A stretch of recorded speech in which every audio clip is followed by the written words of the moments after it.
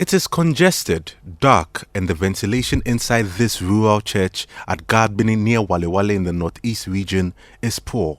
It currently houses displaced residents of last week's flood that affected nearly 300 households in this part of the country. On Thursday, 1st October, some residents of 4 communities, namely Banawa, Tinkaya, Garbini, and Dimia, were rendered homeless after hours of torrential rains flooded their homes, leading to the collapse of hundreds of houses. The people moved to safer grounds, including being housed at this church.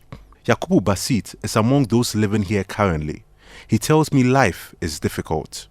So, if I'm about to sleep, I'll pull the plywood down and I'll lay my mat down. Then I'll just lie on it because my mattress is spoiled. I can't use it anymore. It's spoiled.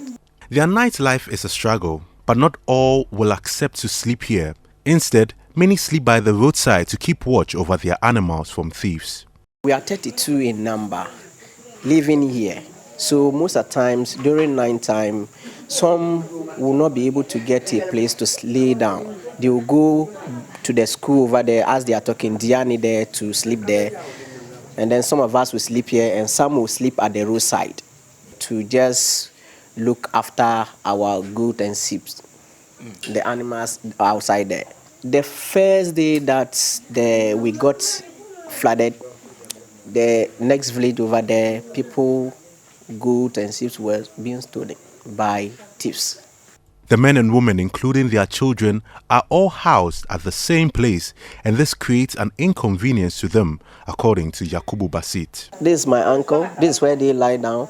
And one of my uncle, I lie down with him over here, and some of the ladies will sleep here, and then the boys will lie down here. That's how we are managing here. I haven't seen a mosquito net around. Okay, yes. When it is time for us to wake up during morning time, we have to remove them so that daytime we'll be able to get access to the room, because if we still tie the mosquito net around, we can't move about.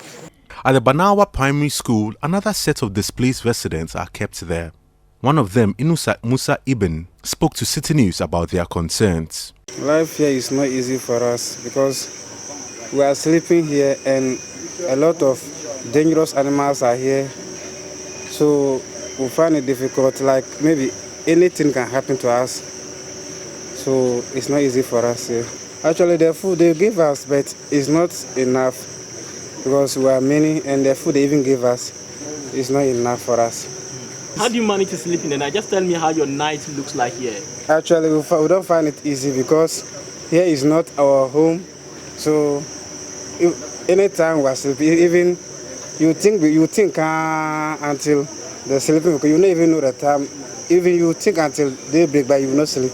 The National Disaster Management Organization NADMO and the West Mampusi District Assembly offered newly constructed buildings to house the victims, but some of the people refused to move there for these reasons. The reason why we find it difficult to go to the new building is that we have our animals here, cattle, sheep, goats and chickens. So if we go there and leave them here, maybe we will not find them again. Thief will easily take them away. So that's the reason why we find it difficult to go to Wallowing. The team from NADMO is paying 9 visits to the victims at the center. They have been urging them to stay away from their homes as the grounds become more saturated. Al-Hassan John Kweku is the Northeast Regional Director of NADMO. Those buildings that are standing there have cracks. The ground is being saturated. So it is not safe for them to go in there for now. They should stay away from the buildings for now, because their lives are very, very important to us than any other time. When the water recedes and everything is dried up, then we can go back to do our normal business.